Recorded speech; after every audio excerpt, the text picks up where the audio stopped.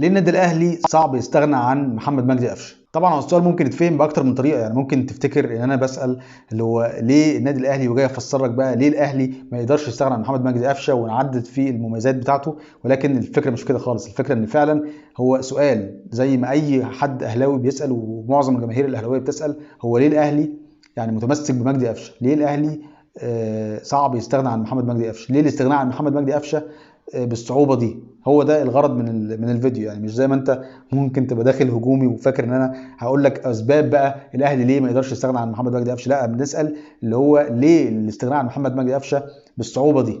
خلينا نتكلم بس ونأكد على نقطة مهمة جدا، إن قفشة من أمهر اللعيبة اللي جت يعني في الفترة الأخيرة، وكان في مستوى خرافي ما كان مع بيراميدز، وكان في صراع كبير قوي بين الاهلي والزمالك، وكلنا عارفين القصه دي على ضمه. وفعلا كان من المواهب الفذه، وقدم كتير جدا للنادي الاهلي حتى في الفتره الاولانيه لما وصل مع الاهلي. وبصراحه كده، وخلينا برضو نبقى متفقين في النقطه دي، ان مجدي قفشه لو ما قدمش حاجه في حياته خالص للاهلي غير هدف القضيه ممكن اللي كسب بيه الاهلي دوري ابطال افريقيا ضد الزمالك في نهائي القرن في الافريقي، فلازم نقول ان هو ده يكفيه جدا.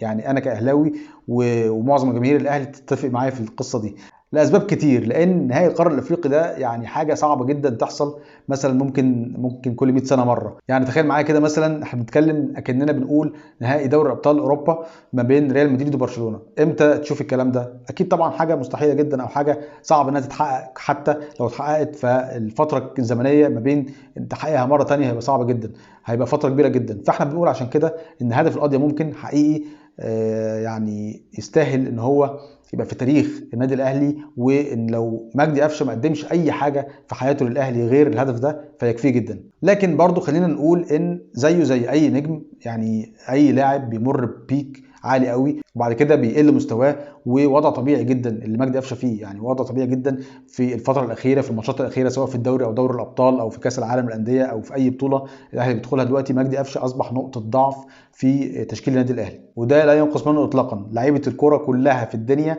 مع اي فريق كبير بيجي له مرحله خلاص هو شطب مع الفرقه دي، يعني ممكن ينتقل لفريق تاني يبقى افضل ويستعيد مستواه مفيش اي مشكله، لكن مع الفريق ده خلاص هو جاب اخره. ابسط مثال جاريث بيل اسطوره طبعا من اساطير ريال مدريد. الفتره الاخيره مع الريال اخر موسمين تقريبا كانت زي الزفت، كلنا شايفين وعارفين. ومن ايام ما زيدان كان ماسك وبعد ما زيدان مشي وانشيلوتي جه، جاريث بيل خلاص كان يعني فترته مع الريال في منتهى السوء. جاريث بيل بسهوله جدا وببساطه جدا خلاص النادي صبر عليه موسم واثنين عشان يستعيد مستواه، ما حصلش. ايه اللي حصل؟ شكرا مع السلامه.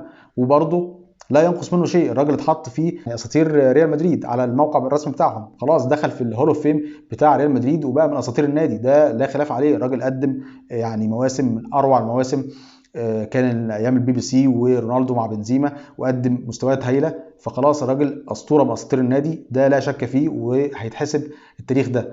برضو مفيش مشاكل الاهلي يتعامل مع مجدي قفشه بالاسلوب ده. خلاص الراجل قدم كتير وليه تاريخ كبير قوي، وهدف واحد يعني كان هو الهدف التاريخي في تاريخ النادي الاهلي، القضيه ممكن ضد الزمالك في نهائي القرن. الراجل يشكر ونقول له شكرا وتمام خلاص. يعني انت اسطوره من اساطيرنا، وبنعتبرك برضو جزء من تاريخ النادي الاهلي بشكل كبير جدا، ولكن شكرا قدمت اللي عليك، يعني مع السلامه مفيش اي مشكله. فالموضوع ببساطه، الموضوع بسيط كده، الموضوع مش متعقد لدرجه ان احنا نصبر موسم واثنين وثلاثه وقفشه اصبح نقطه ضعف واصبح ضد الاهلي حرفيا. يعني قفشه دلوقتي بيبطئ اللعب، قفشه ما بيعرفش ينقل الكره لقدام كويس، قفشه كبلاي ميكر مش شغال كويس مع النادي الاهلي، قفشه حتى في الارتداد الدفاعي في المسانده الدفاعيه مش شغال، قفشه بطيء بينزل رتم الاهلي ال 50%. وابسط مثال في المواجهه الاخيره ضد الهلال السوداني، شفنا لما خرج الماتش اتحول ازاي، والاهلي بقى اسرع ازاي، والاهلي بقى اخطر ازاي على المرمى، سواء في المستوى الهجومي او حتى على المستوى الدفاعي. فالقصه كلها ان قفشه فعلا خلاص قدم كل اللي يقدر عليه مع الاهلي. فليه الاستغناء عنه بالصعوبه دي؟ الموضوع مش صعب خالص، ده سؤال لاداره الاهلي من الجماهير، من معظم جماهير الاهلي. عارف ان في ناس شايفه ان قفشه يستمر مع الاهلي، ده ما فيش مشاكل خالص، ما هو الاختلاف وارد ما بين جماهير اي نادي. في ناس مؤيده استمرار قفشه، وجزء كبير جدا من جمهور الاهلي مؤيد برضه خروج قفشه. فسؤال لاداره الاهلي، ليه الاستغناء عن قفشه صعب جدا؟ بس كده السؤال في منتهى البساطه، ليه الاستغناء عن قفشه في منتهى الصعوبه بالشكل ده؟ قولوا رايكم في الكومنتس. الفيديو ده هينزل فيسبوك ويوتيوب، واتمنى لو انت مش مشترك في قناه اليوتيوب تدخل تعمل سبسكرايب وتنورني هناك، ولو بتتفرج عليا على اليوتيوب تعمل لايك لبيج الفيسبوك قالش في الجول، واشوفكم الفيديو الجاي. سلام.